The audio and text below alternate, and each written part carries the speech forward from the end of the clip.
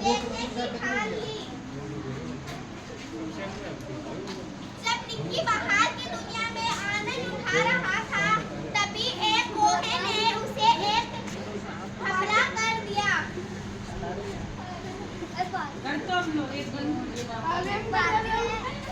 डर के मारे निक्की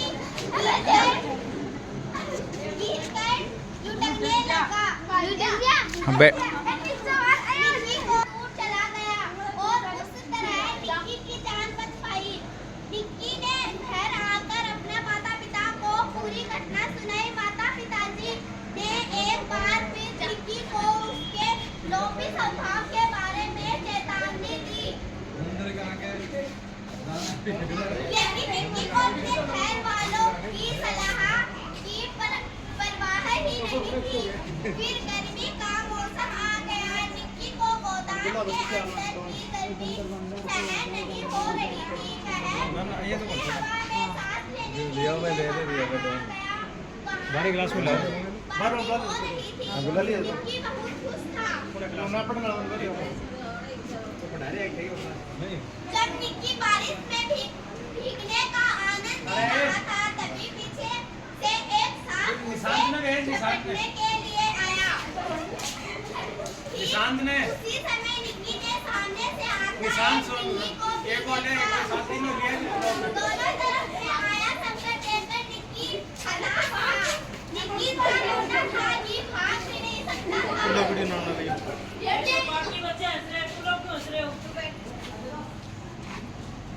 डर के मारे निक्की थोड़ा सा झपट पाया, लेकिन एक नाली में लुढ़क गया।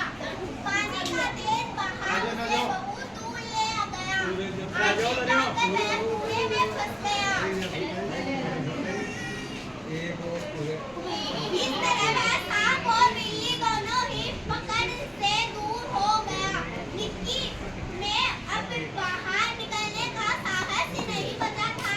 उसने सुबह होने तक वहीं पड़े रहने का निश्चय किया।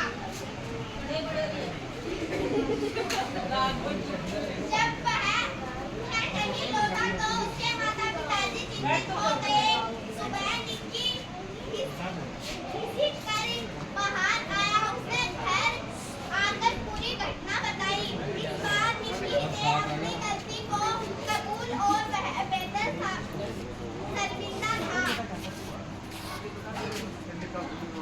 अब अपने ऑनलाइन में बताओ तो पूरा हो नहीं तो पूरा हो गया यार, एक साइज दिखाओ।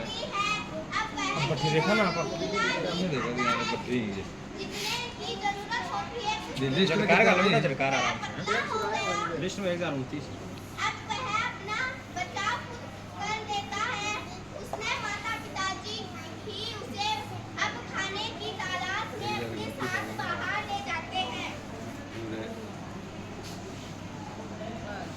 आराम से।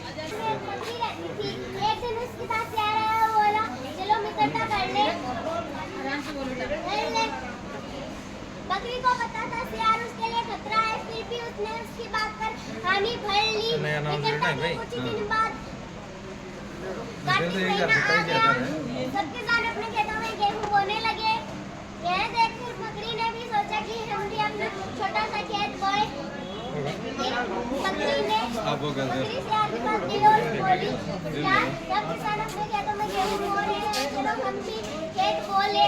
उन्होंने जंगल के सियार ने हामी भर ली। उन्होंने जंगल से थोड़ी दूर अपना एक खेत चुना और उसमें गेहूं बो दिया। गेहूं बोने के बाद में सियार ने उस पर ध्यान ही नहीं दिया।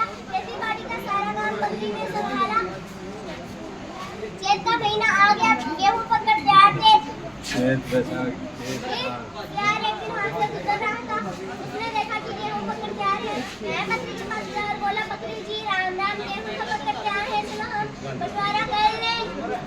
बकरी ने हामी भर ली और गाल दे। नहीं तो चिड़िया आती उसे नष्ट कर देंगी। फिर बंटवारा हो गया। खड़ी फसल का ही कर लेंगे। दूसरा भाग जिसमें गेहूं के डंठल। सियार ने कहा कि आप दूसरा भाग ले लीजिए, मैं पहला ले लूंगा। आपने मेरे से ज्यादा काम भी किया है। बकरी बहुत चतुर थी। वह बोली, नहीं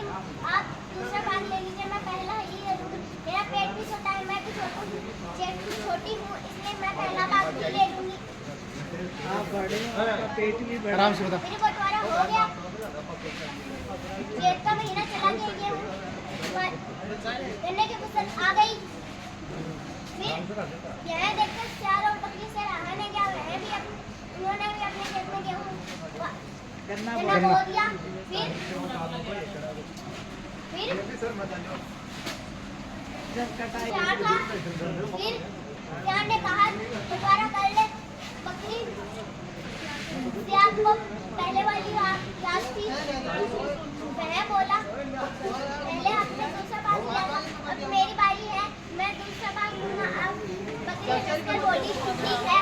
फिर कुछ दिन बाद सियार और बकरी की लड़ाई हो गई। दोनों को खाना बनाने में बहुत अच्छा नहीं बना। उन्होंने एक फैसला लिया कि वह अपने भोजन बना के दोनों को खिलाएंगी। फिर वह अपने हाथ से भोजन बनाने लगी। फिर भोजन बनकर तैयार था और वह दोनों को खिलाने गए। फिर चुराहे बोले हमारे सच्चे मित्र को कुत्ते हैं, उन्हें भी भोजन खिलाया। फिर उन्होंने चरवाहों को सुविधा रहेगी। कुत्तों को भी भोजन खिलाया। बकरी का भोजन चरवाहे खत्म कर दिया और सियार के भोजन को चरवाहा को खाकर नहीं देखा। सियार का भोजन लेकर पेट पर चले गए। सियार का भोजन से पेट बताया बकरी का भोजन अच्छा है। यह देखकर सियार को बुलाया और वह चरवाहों के घर से रुकने वाला था, लेकिन चरवाहे तो पहले से पेट पर चले गए थे।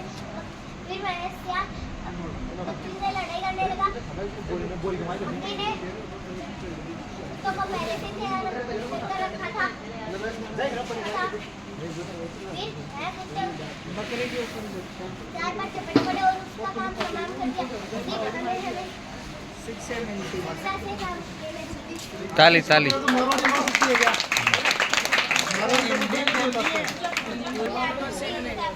एक बार 3 आदमी थे, एक जाट, एक ब्राह्मण, एक ब्राह्मण, एक राजपूत। उन तीनों ने पहली रसोई की। पहली रसोई में 4 सूखे के लाडू बनाए। तीनों ने एक लाडू खा लिया। एक लाडू बचा तो ब्राह्मण बोलो कि वो एक लाडू था। जकान में भी रात में बढ़िया से बनवाओ वो खाओ। तीनों सोगा। सुबह ब्राह्मण उठ के बोलो कि लाडू तो मैं ही खाऊंगा, मैंने सबसे बढ़िया से बनवायो। ब्राह्मण बोलो कि मैंने 7-8 लुगाया मिली और बोली कि चाल तेरो ब्याह करवा से एक गांव का मायने एक राजा की बेटी सु मेरो ब्याह करवा दियो।